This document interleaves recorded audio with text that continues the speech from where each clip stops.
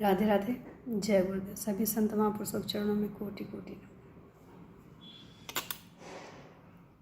सत्संग का मतलब ही होता है, सभी जानते हैं कि जहाँ सत्य का संग होता है उसी को हम सत्संग कहते हैं। और सत्य क्या है? परमात्मा ही सत्य है, आत्मा ही सत्य है। जहाँ आत्मा और परमात्मा की बातें होती हों, चर्चा होती हो, वही सत्संग है। वैसे तो सत्संग का एक ही अर्थ है, लेकिन हमें इनको अगर देखा जाए तो हमें कथाओं में अलग आनंद आता है, वो भी सत्संग है। और कीर्तन में अलग आनंद आता है, उसमें अलग सत्संग है। और जो हम भक्तों की कथाएं सुनते हैं उनमें अलग आनंद आता है, क्योंकि उसका अलग आनंद है। सबका एक अपना अस्तित्व है, सबका अपना एक प्रेम है, प्रवाह है, रसधारा है। लेकिन जिसको जिस चीज़ का चस्का लग जाए, जिसकी आदत हो जाए, ये सत्संग का मतलब ही होता है। जब हमें सत्य का ज्ञान हो जाता है, जब हम सत्य को पहचानने लग जाते हैं, तो हमें उनसे प्रेम हो जाता है। और प्रेमी इंसान हमेशा अपने ही प्रेमी की बात सुनना, अपने ही प्रेमी की बात करना पसंद करता है। ये चीज़ें सब जानते हैं। जिसने भी प्रेम किया है, अगर दुनिया से भी प्रेम किया है, तो हम उन्हीं के पास बैठेंगे, उन्हीं से बात करेंगे जो हमारे प्रेमी की बात करे, चर्चा करे, या कुछ भी ऐसा मिलता जुला, बस उनकी चर्चा होनी चाहिए जिससे हम प्रेम करते हैं। तो यहाँ अगर देखने को मिलता है तो चाहे कीर्तन हो, चाहे भागवत कथा हो, चाहे भक्तों की कथा हो, यहाँ पे सब चीज़ों को हमें देख के सिर्फ एक चीज़ समझनी है कि हर हाल में हमारे प्रेमी की चर्चा हो रही है। और जहाँ प्रेमी की चर्चा होती है वहाँ आनंद बरसता ही बरसता है। न तो समय का पता चलता है और ना ही किसी और चीज़ का पता चलता है। हम कहते हैं ना कि हम बोर हो गए, हमसे समय नहीं व्यतीत हो रहा है, तो ये चीज़ें कब होती हैं? जब हमारे दिल में कुछ और है, लेकिन हम ये चीज़ें सुनना नहीं चाहते, हम इन चीज़ों को समझना नहीं चाहते हैं। कई जगह हमने देखा है, कई लोगों को देखा है कि सत्संग में आके उनको नींद आ जाती है, सत्संग में भी बैठ के बात करने का मन करता है, सत्संग में भी हमारा ध्यान यहाँ वहाँ भटकता है। तो इन चीज़ों का सीधा सा अर्थ है कि हमें उसका चस्का नहीं लगा है। क्योंकि हमारी जो हम अपनी ही बताते हैं कि हमारा एक ऐसा लक्ष्य होता है कि जहाँ हम जाते हैं तो हमें लगता है कि हमारे पास भी कौन बैठा है ये भी पता नहीं चलना चाहिए, कौन आ रहा है कौन जा रहा है ये भी हमें पता नहीं चलना चाहिए। अगर इतना पता चलता है तो वो ध्यान बढ़ जाता है। जब ध्यान बढ़ जाता है तो वो जो रस का प्रवाह होता है वो कहीं ना कहीं जो हमारा डोरी एक जुड़ी हुई है वो हमारी कहीं ना कहीं टूट जाती है।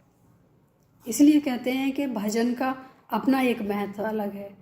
और भागवत कथाओं का, जिसमें भगवान की ही चर्चा होती है, चाहे तीनों में देखा जाए या और भी कई चीज़ें देखने को मिलती हैं जो भगवान से ही संबंधित होती हैं, लेकिन सबकी एक अपना महत्व होता है, सबका एक रस होता है।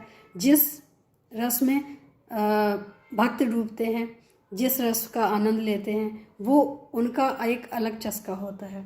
जैसे कहते हैं नशे वाले को तो नशा चाहिए, वो किसी भी कीमत पे मिले, कैसे भी मिले। तो ऐसे ही एक भक्त का भी नशा होता है कि भगवान की चर्चा चाहिए, कैसे भी मिले, कैसी भी मिले। कीर्तन में अलग दर्शन होता है और कथाओं में अलग दर्शन होता है, और भक्तों की कथाओं का जो हमें श्रवण करने का मौका मिलता है उसका अलग मिलता है। भगवान ने क्या क्या किया है इन चीज़ों को सुन के आनंद आता है, लेकिन भक्तों ने कैसे कैसे पाया है इसका सुन के ज़्यादा आनंद भी आता है। सिर्फ आनंद ही नहीं आता है, हमारा खुद का विश्वास भी बढ़ जाता है। क्योंकि जो भक्त हुए हैं वो भी एक साधारण इंसान थे पहले, किसी कारण से उनके दिल में कुछ ऐसी बात जागृत हुई जो उन्होंने भगवान को पाने की कोशिश की, और सिर्फ कोशिश ही नहीं की, भगवान को पाया भी, क्योंकि उन्होंने अपने कदम को आगे बढ़ाया। यहाँ हम ये भी कहना चाहेंगे कि जब तक हम चलेंगे नहीं, जब तक हम मंजिल पे पहुँचेंगे नहीं, जब तक हम सोचेंगे नहीं, जब तक हम कोई कार्य करेंगे नहीं, तो सबसे पहले हमारा एक सोच होनी चाहिए कि हमें करना क्या है, हमें जाना कहाँ है, हमें कैसे करना है, ये चीज़ें अगर हम सोच लेते हैं तो रास्ते कहीं ना कहीं हमें ईश्वर दिखाता है। और हमारा ऐसा खुद का मानना है कहीं ना कहीं कि अगर हमने सोचा है, अगर हमने जाना है, तो हमें वो मिलने की आशा भी रही है और कहीं ना कहीं पाया भी है। और अगर हमने ईश्वर से कुछ इच्छाएं भी रखी हैं तो भगवान पूरी करता है। और कहीं ना कहीं हमें इन चीज़ों का आभास भी होता है कि जहाँ भी हैं हम अकेले नहीं हैं। सत्संग में तो दर्शन होगा भजनों के माध्यम से।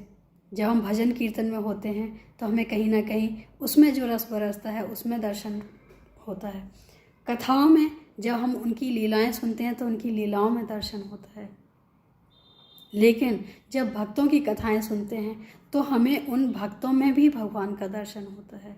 क्योंकि कहते हैं ना कि भक्त और भगवान में बिल्कुल दूरी नहीं है, लेकिन भक्त भी सच्चा हो, प्रेमी हो और विश्वास रखने वाला हो। हर भक्त की चर्चा नहीं होती है, चर्चाएं भक्त की वही होती हैं जिन्होंने सच में पूरे अपना समर्पण करके भगवान को पाने की कोशिश की है, भगवान ने आगे बढ़ने की, भगवान से मिलने की कोशिश की है और मिले भी हैं। हमने जीवन में कुछ देखा हो ना देखा हो, लेकिन सुन सुन के कुछ ऐसा अनुभव ज़रूर हुआ है कि हाँ, जो आप करना चाहो वो कर सकते हो। लेकिन कब? जब आपको विश्वास हो, जब आप चल पड़े हो।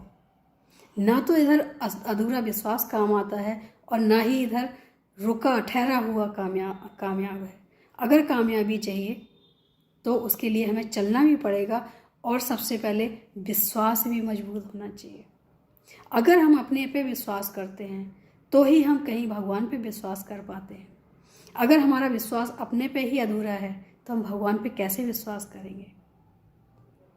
क्योंकि हमारे अंदर भी तो जो आत्मा है वो भी तो परमात्मा का ही स्वरूप है। अगर हम अपनी आत्मा को ही ना जान पाए तो परमात्मा कैसे मिलेगा? और ये सब चीज़ें मिलने की जो रास्ते हैं हमारे वो यही हैं। किसी ने हमसे पूछा कि जीवन में भगवान का पाना तो ठीक है, लेकिन जो उनके एजेंट हैं उनके लिए वो एजेंट होते हैं, तो वो मुझे पसंद नहीं है। भगवान से प्रेम है, भगवान को मानती हूँ, लेकिन ये जो और लोग हैं वो मुझे पसंद नहीं है। तो मैंने कहा कि जब तक प्रोडक्ट का प्रचार नहीं होगा तो उसको समझा कैसे जाएगा? आज जो पसंद नहीं है उन्हीं के कारण तो हमने इन सब चीज़ों को जाना है, उन चीज़ों को माना है। और जब जाना है, माना है, तो कहीं ना कहीं महसूस भी किया है।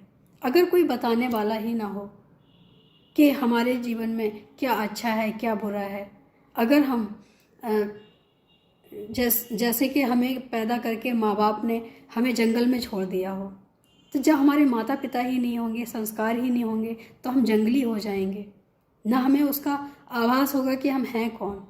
तो इसी प्रकार से अगर हमें भगवान का कुछ जानना है, भगवान को जानना है, पहचानना है, तो हमें भगवान की चर्चा करने वालों से भी लगाव रखना चाहिए, सम्मान रखना चाहिए, प्रेम रखना चाहिए।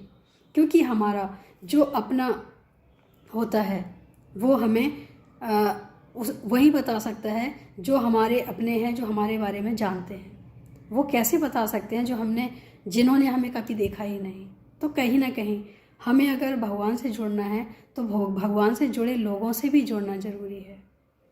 उनको हम गलत नज़रिए से देखते हैं, गलत नज़रिए से पेश करना वो भी गलत है। लेकिन जब तक कोई सेल्समैन ना हो, प्रोडक्ट ना बताए, तो फिर हम कैसे जान पाएंगे कि यह है क्या? उसके लिए प्रचार का भी होना ज़रूरी है। जब प्रचार होता है तभी हमें उसकी वैल्यू, उसका महत्व पता चलता है।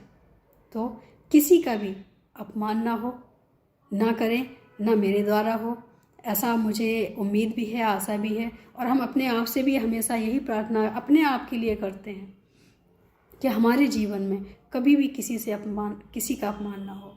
क्योंकि हमारे द्वारा अपमानित हम अपने आप को ही माफ़ नहीं कर पाएंगे। हमें कुछ नहीं चाहिए, बस हम सबका सम्मान करते रहें। इससे ज़्यादा हमें कोई बड़ी चीज़ नहीं चाहिए। क्योंकि सम्मान जब हम करना सीखेंगे तभी हम कुछ सीख पाएंगे। अगर हमें सम्मान करना ही नहीं आया तो हम किसी से और कुछ कैसे सीख सकते हैं? तो अपने आदरणीयों का सम्मान भी करना जरूरी है। सम्मान करें तभी हमें आशीर्वाद मिलता है, और आशीर्वाद से ही हमें बहुत कुछ सीखने को मिलता है। तो करना क्या है, हम किसी का अपमान ना करें। हम भगवान के बनाए हुए हर इंसान का आदर करें, जो भगवान से जुड़े हैं उनका भी आदर करें, चाहे वो कहने वाले हों चाहे वो सुनने वाले हों। सुनने वालों का भी हमें सम्मान करना चाहिए, क्योंकि वो कहीं ना कहीं भगवान से जुड़े हैं। तो भगवान सब देखता है, भगवान सब जानता है, हमारी हर परिस्थिति को, हमारी हर स्थिति को। तो हमें सभी का सम्मान करना चाहिए। हमारे द्वारा किसी का अपमान ना हो, ऐसा विचार हमेशा मन में रहे। तो ईश्वर को पाना है तो सत्संग और कथाएं ही इसका सबसे सरल मार्ग हैं। जीवन में इनको अपनाया तो हम ईश्वर तक पहुँचेंगे भी और मानेंगे भी। जब तक हम ईश्वर को सिर्फ जानते हैं तब तक हम अपना सफ़र जारी रखें, जब तक हम ईश्वर को पहचानने ना लगें, क्योंकि जानने से ही शुरुआत होती है पहचानने की। उम्मीद है अच्छा लगा हो। आज के लिए इतना ही। राधे राधे। जय